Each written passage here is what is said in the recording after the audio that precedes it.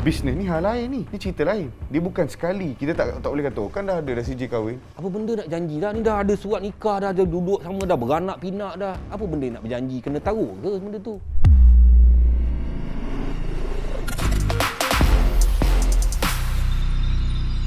Bismillahirrahmanirrahim. Assalamualaikum warahmatullahi taala wabarakatuh dan salam sejahtera bagi mereka yang bukan Islam yang menonton sembang viral pada malam ini. Pantas padu pendek aja, 10 minit penuh dengan info, janji bermanfaat. Dan bersama dengan saya pada hari ini, pada malam ini, orang yang handsome tapi kehandsomennya tidak terselah secara 100% kerana pakai mask. Haris Ismail, apa khabar? Baik, alhamdulillah. Tutup pun handsome Jangan macam tu. Semua daripada Allah SWT. Betul. Dalam zaman cyber, zaman 4.0 industri ni kan, saya nak tanya satulah Ustaz kan. Saya tengok dekat dalam social media ada orang menyaga lepas tu bergaduh sebab dulu menyaga tak berapa lah bagus sangat. Baru-baru macam saya dengan Haris lah nak start yang menyaga. Jom Ustaz kita start menyaga kan. Habis tak payah buat agreement ke? Tak payah. Kita pun kau tak percaya aku ke? Jadi dalam Islam ni mesti kena ada macam mana? Salam cukup ke? Kena buat agreement ke apa macam mana? Pertama sekali, falyaktub. Disebut dalam Al-Quran, kena tulis benda-benda yang dijanjikan. Dan Al-Quran ini sendiri pun, Allah SWT nak bercakap dengan kita, tuan-tuan dan puan. Allah SWT nak berbicara dengan kita ni melalui apa? Melalui tulisan. Sebab tu antara ayat-ayat pertama yang diturunkan, Iqra, baca. Dah kalau nak baca, kena baca apa? Mesti kena baca benda yang ada. Mesti kena baca janji-janji yang ada. Allah SWT janjikan banyak perkara dalam Al-Quran melalui tulisan. Kenapa kita selalu duk fikir orang duk cakap Iqra kan? Tapi daripada awal sampailah ke ayat yang separuh daripada surah tu menceritakan tentang kalam, pen dan juga baca, Iqra. Jadi penting sungguh untuk kita rekodkan segala perkara yang berkaitan dengan bisnes kita, terutamanya lah. Ini kan kita berkahwin pun kita akad bertulis mas kahwin berapa, dengan adanya lafaz-lafaz yang memelihara wanita tersebut kan. Ni contoh nak kata penting penulisan ni. Orang tinggal isteri dia kan berturut-turut 4 bulan tidak memberi nafkah secara batin dan secara batin dan secara hak yang jelas, maka dia akan jatuh talak. Macam Ustaz cakap kita dah kahwin kan. Tapi tu kalau macam okeylah selamatlah rumah tangga dia kan, tak ada jatuh talak apa semua. Tapi kalau nak buka menyaga, apa benda nak janji dah? Ni dah ada surat nikah dah, ada duduk sama dah, beranak pinak dah. Apa benda nak berjanji? Kena tahu ke benda tu?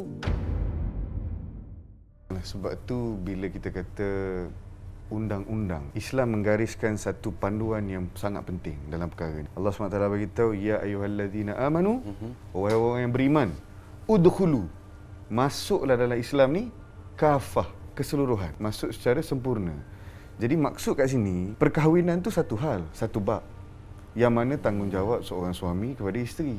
Bisnes ni hal lain ni cerita lain. Dia bukan sekali. Kita tak boleh kata, oh, kan dah ada CJ kahwin. Tak ada cakap pada dalam tu berkenaan bisnes kita. Jadi itu satu perkara, ini satu perkara. Jadi selesaikan seperti mana yang disarankan dalam agama. Tetap kena tulis dan sebagainya. Kau tak percaya, abang tak percaya saya ke nak buat agreement, nak tulis masuk ni?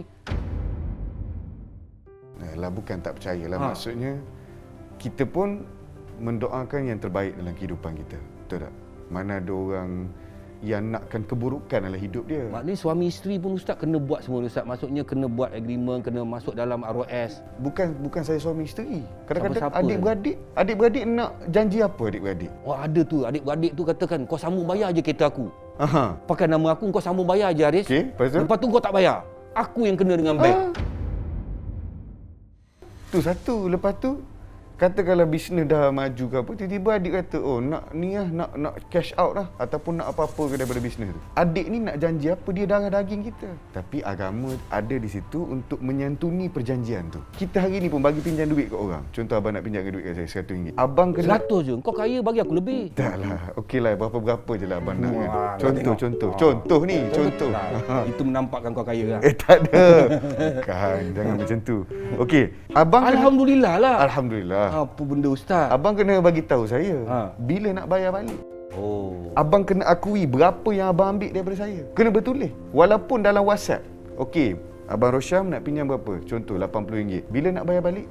Abang akui tak duit lapar. Abang tulis kat situ, saya akui saya ambil. Kau dengan aku pun nak berkira lah. Kawan-kawan cakap macam tu Ustaz. Iyalah. Kau dengan aku macam, aku punya duit, kau tak percaya aku. Kenal aku dah 20 tahun, kau dengan aku pun nak berkira sampai macam ni. Jadi macam lepas tu tak ada. Tak ada. Tak buat perjanjian tu. Itu yang jadi haru biru tu. Tapi kebiasaannya lah kalau kata orang yang nak memberi duit kan, dia nak selamat juga. Jadi sebab itulah dia cakap supaya ditulis bila dan diberi bila. Orang lelaki ni dia ketua keluarga. Dia ketua keluarga. Lepas tu dah buat bisnes dulu sama-sama susah payah buat bisnes. Lepas tu dah meletup. Lepas tu isteri tu dikeluarkan daripada syarikat tu.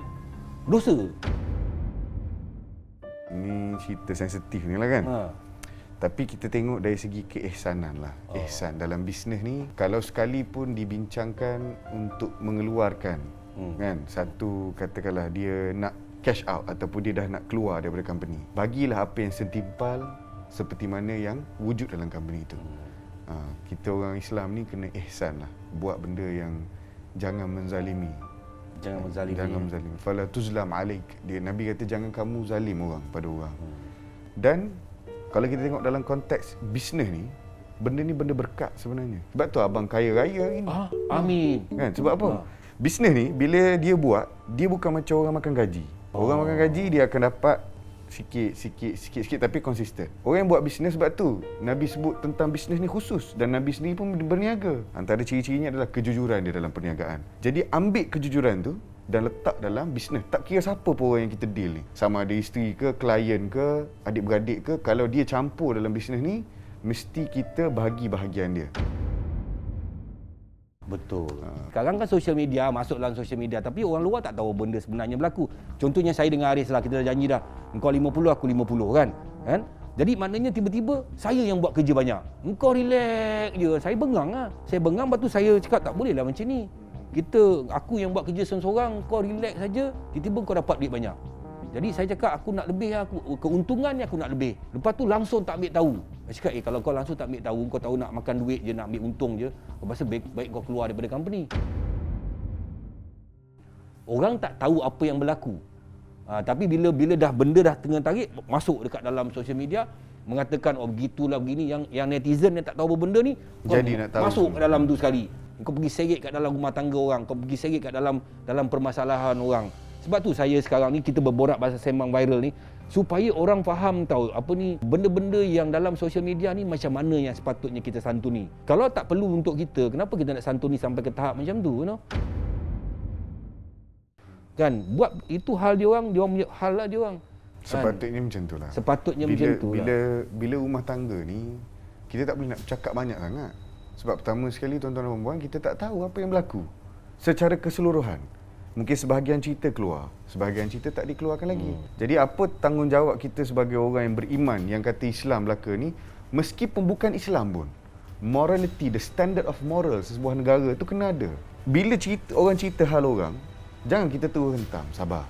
Allah SWT berfirman, bila orang ni datang menceritakan sesuatu, fatabayyanu, kamu tabayyun dulu, tengok dulu. Jangan terus buat artikel kan, cepat sangat, tulis macam-macam, kita media pun cepat sangat. Sabar dulu. Ini hal rumah tangga. Dosa ni kan? Ini wakaf dosa. Lagi teruk daripada dosa. Sebab apa? Orang yang menulis, contohlah dia tulis, hari ni isteri ditinggalkan bla bla bla bla. Lekat benda tu sampai bila-bila. Nabi SAW bagi satu larangan tentang perkara ni. Nabi kata, man sanna fil Islam sunnatan hasanatan falahu ajruha wa ajru man amila biha.